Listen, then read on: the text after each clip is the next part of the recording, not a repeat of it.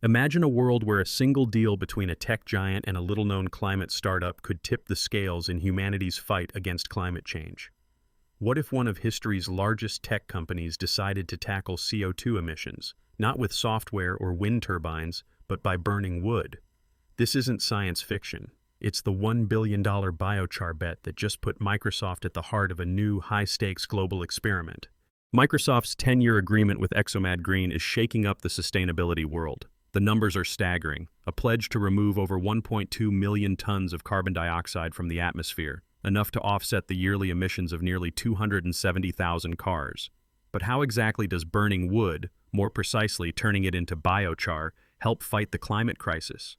And can this bold move set off a domino effect across the tech and business universe, or is it yet another green gamble with more hype than substance? Let's rewind. Microsoft has set some of the most ambitious carbon-negative targets in corporate history. Not just net zero, they aim to erase all their historical emissions by 2050. But dreams are easy, reality, not so much. The world's largest tech firms are under mounting pressure from investors, governments, and the public to actually deliver meaningful climate results. In this race, every ton of CO2 counts. This is where biochar enters the stage, a technology with ancient roots and futuristic promise. At its core, biochar is what you get when you heat organic matter, like trees or crop residues, in a low-oxygen environment. Think of a modern twist on charcoal. The process, called pyrolysis, locks carbon into a stable form, which can then be buried or used productively, essentially trapping atmospheric carbon in the ground for centuries. But biochar's story is nothing new. Indigenous farmers in the Amazon used similar techniques thousands of years ago, creating the famously fertile terra preta soils. Fast forward to today, and biochar is being touted as a double whammy solution. It captures carbon and turbocharges soil health. Current research shows biochar can improve soil water retention by up to 20% and cut nitrous oxide emissions, another potent greenhouse gas, by as much as 50%. Here's where Microsoft spotted its opportunity. Exomad Green, a Bolivian startup specializing in biochar production, promised something rare: scale. Their process uses hardwood forestry residues, basically the leftover bits from sustainable forestry operations. Instead of burning or dumping these residues, they're transformed into biochar.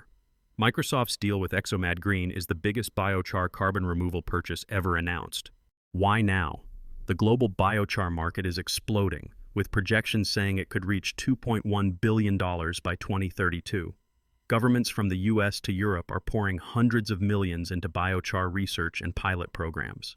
The US Department of Agriculture alone has pledged $40 million to advance biochar science and demonstration projects.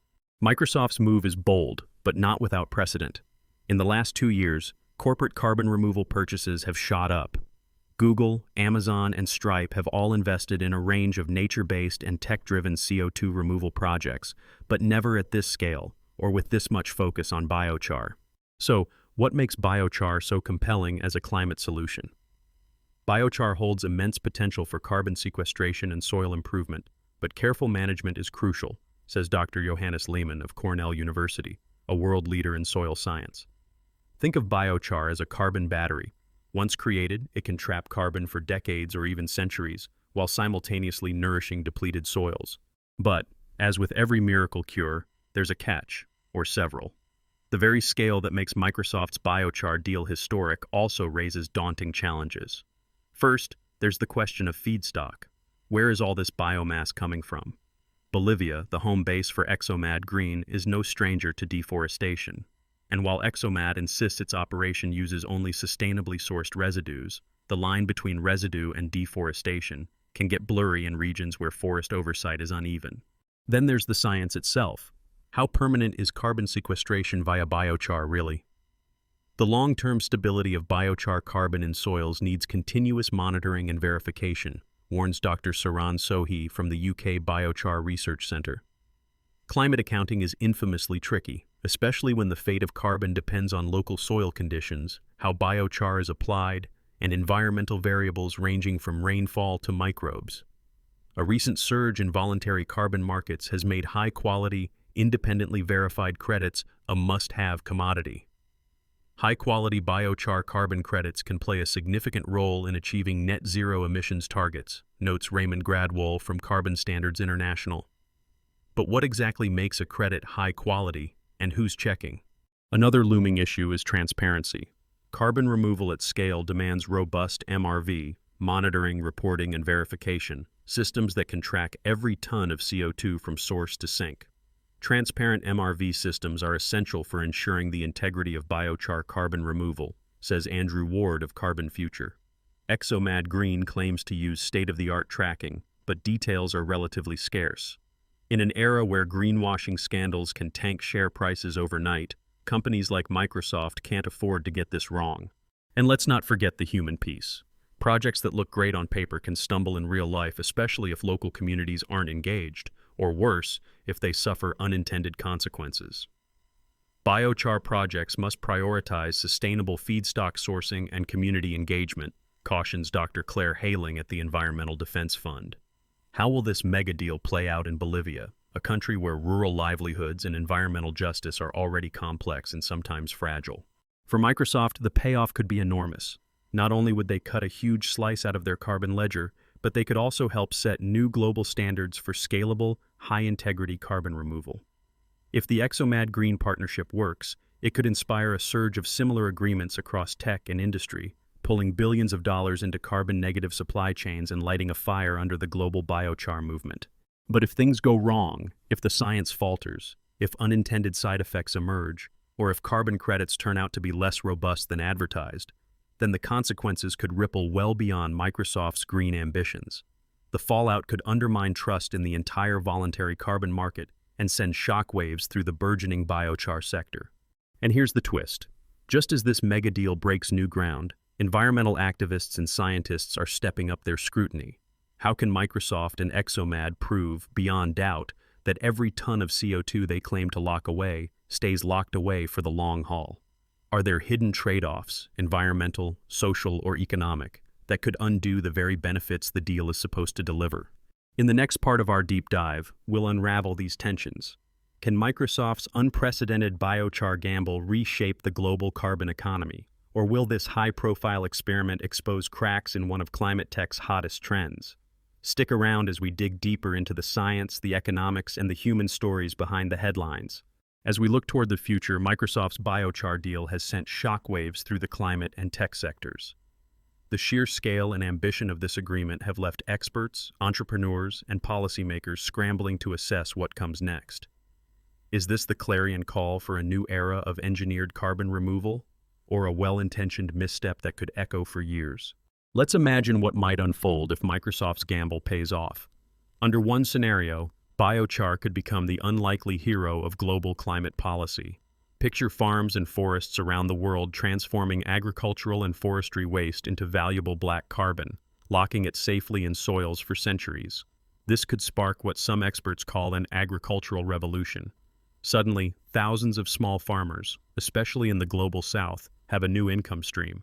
They're paid to help combat climate change and enrich their soils at the same time. A win-win. Dr. Johannes Lehmann from Cornell University, one of the world's leading biochar researchers, puts it simply. Biochar holds immense potential for carbon sequestration and soil improvement, but careful management is crucial. But here's the flip side. What if the world moves too fast? If demand for biochar carbon credits explodes, it could quickly outstrip the supply of genuinely sustainable waste-derived feedstock. Unscrupulous actors might be tempted to cut down forests just to produce biochar, in the name of saving the planet. A grim irony. Deforestation could spike, especially in regions like Bolivia, where Exomad Green operates.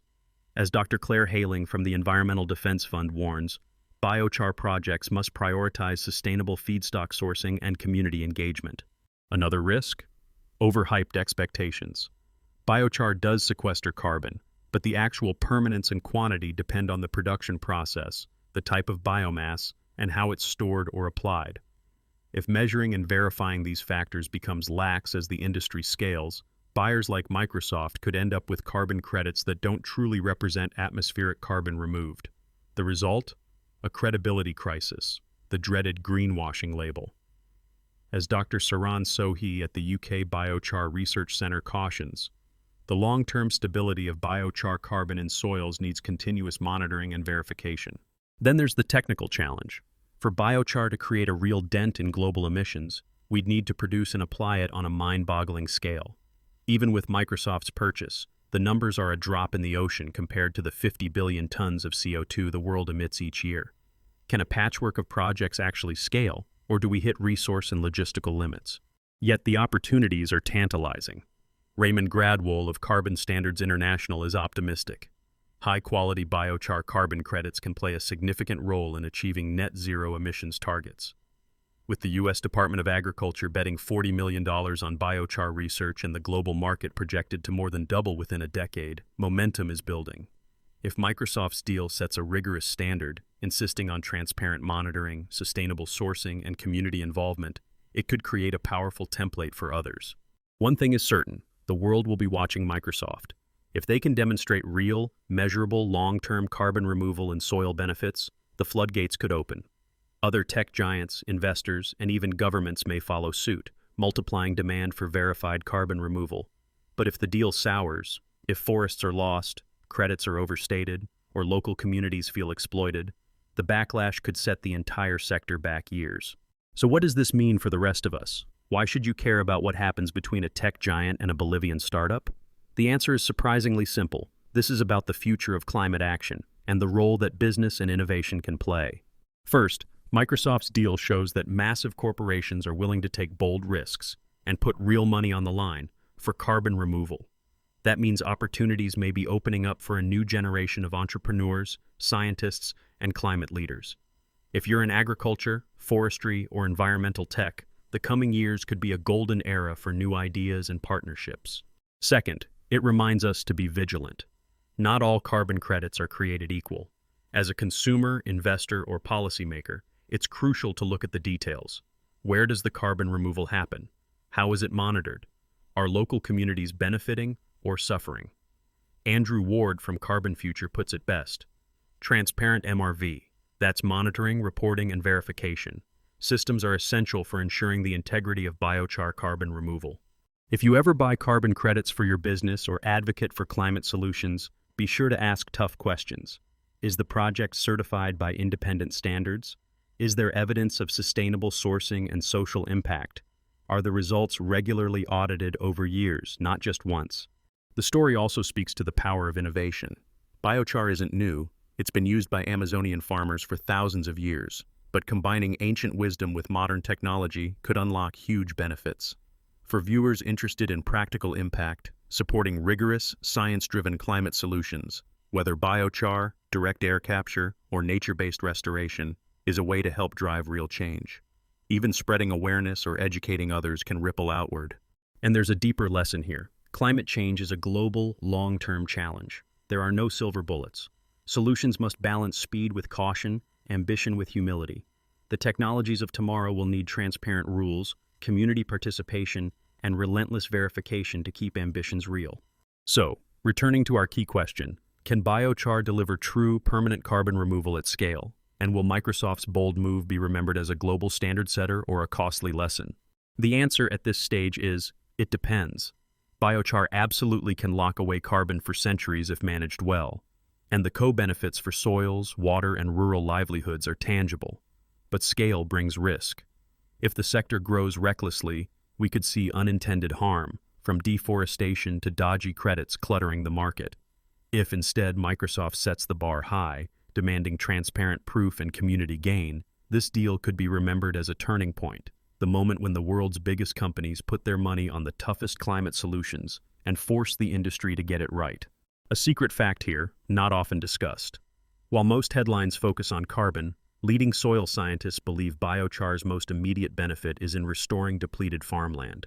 In some field trials, crop yields have jumped by as much as 40% after biochar application, a silent boost to food security and farmer incomes hidden beneath the climate headlines.